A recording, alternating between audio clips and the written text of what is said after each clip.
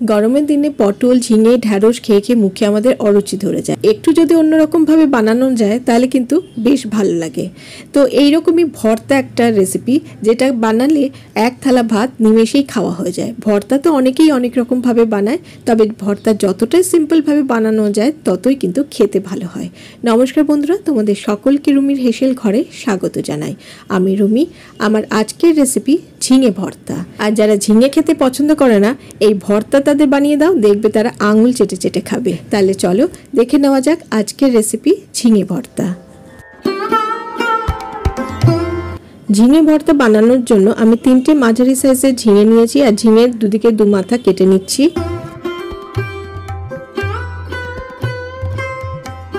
এবার ঝিঙের খোসাগুলো একটু রেখে রেখে খোসাগুলো ছাড়িয়ে নেবো। তো ঝিঙের খোসা তোমরা রেখেও দিতে পারো, তবে যে মোটা শীটটা থাকে সেটা কেটে নিলে ভালো। এবারে ঝিঙেগুলোকে বড় বড় টুকরো করে কেটে নিচ্ছি।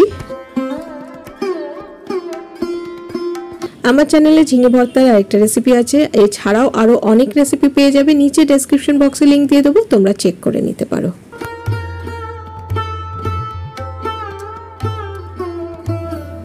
ঝিঙেগুলো বড় বড় টুকরো করে কাটা হয়ে গেছে। আর এই ঝিঙে ভর্তা আমি চিংড়ি মাছ দিয়ে বানাবো, তার জন্য আমি নিয়ে নিয়েছি কয়েকটা চিংড়ি মাছ। চিংড়ি মাছের পরিমাণটা তোমাদের ইচ্ছে মতন। আমি এখানে 10-12টা চিংড়ি মাছ ব্যবহার করব। আর চিংড়ি মাছগুলোকে নুন ও হলুদ গুঁড়ো দিয়ে মাখিয়ে নিলাম।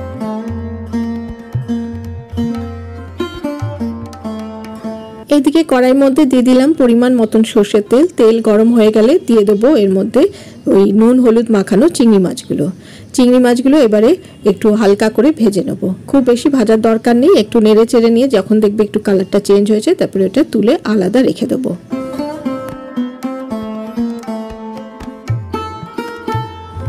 চিংড়ি মাছ ভেজে নেওয়ার পর কড়াইতে আর তেল ছিল না, তাই জন্য আমি নতুন করে আবার তেল গরম করে নিলাম, মানে সর্ষের তেল গরম করে নিলাম। আর এর মধ্যে দিয়ে দিলাম দুটো শুকনো লঙ্কা।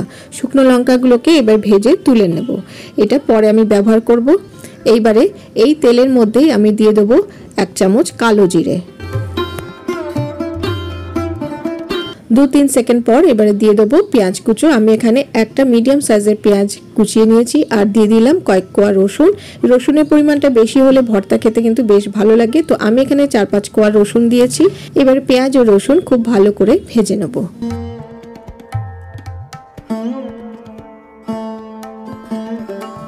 পেঁয়াজ ও রসুন ভালো করে ভাজা হয়ে গেছে। এইবারে এর মধ্যে দিয়ে দেবো ওই কেটে রাখা ঝিঙেগুলোকে। ব্যাস, এইবারে খুব ভালো করে নাড়াচাড়া করে নেবো যতক্ষণ না ঝিঙেগুলো বেশ নরম হয়ে আসে। বন্ধুরা, আমার চ্যানেলে নতুন বন্ধু হয়ে থাকলে ভিডিওটা দেখে লাইক ও কমেন্ট করে চ্যানেলটিকে সাবস্ক্রাইব করে নেওয়ার অনুরোধ রইল। আর পাশে থাকা বেল আইকনটাকে অবশ্যই প্রেস করে দেবে, যাতে পরবর্তীকালে আমি যখনই কোনো রেসিপি শেয়ার করব তার নোটিফিকেশন তোমাদের কাছে আগে পৌঁছে যায়। তোমাদের সাথে কথা বলতে বলতে ঝিঙেগুলো বেশ নরম হয়ে গেছে। এবারে এটা ঠান্ডা করে নিয়ে এটা মিক্সির মধ্যে দিয়ে দিলাম।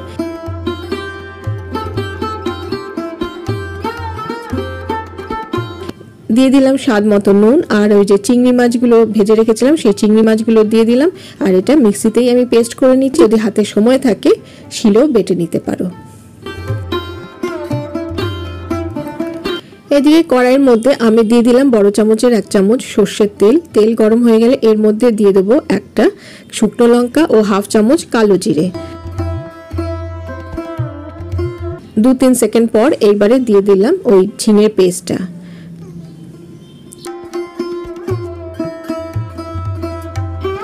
এবারে বেশ ভালো করে নেড়ে চেড়ে নেব। আর এর মধ্যে দিয়ে দেবো সামান্য পরিমাণে হলুদ গুঁড়ো আর স্বাদ মতো নুন।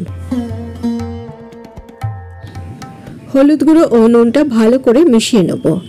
এবারে খুব ভালো করে নাড়াচাড়া করে যেতে হবে যতক্ষণ না যে ঝিঙে থেকে যে জলটা বেরিয়েছে ওটা শুকিয়ে যায়। দেখো অনেকটাই শুকিয়ে গেছে, এটা কিন্তু আরো শুকিয়ে নিতে হবে। তোমরা কারা কারা ঝিঙে ভর্তা খেতে ভালোবাসো আমাকে অবশ্যই কমেন্ট করে জানিও। আর এই ঝিঙে ভর্তায় তোমরা চাইলে চিংড়ি মাছটা স্কিপ করে যেতে পারো। আর চিংড়ি মাছ দিয়ে এই ভর্তাটা বানালে এর টেস্টটা হবে দারুণ। আর চিংড়ি মাছ ছাড়া আমার চ্যানেলে ঝিঙে ভর্তার রেসিপি আছে, তোমরা চাইলে চেক করে নিতে পারো।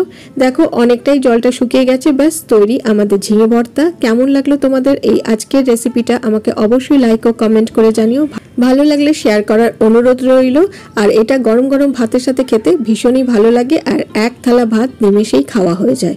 তাহলে আজকে এই পর্যন্ত। আমি আবারও হাজির হয়ে যাব আমার হেসেল ঘরের খবর নিয়ে। তোমরা সবাই ভালো থেকো, সুস্থ থেকো।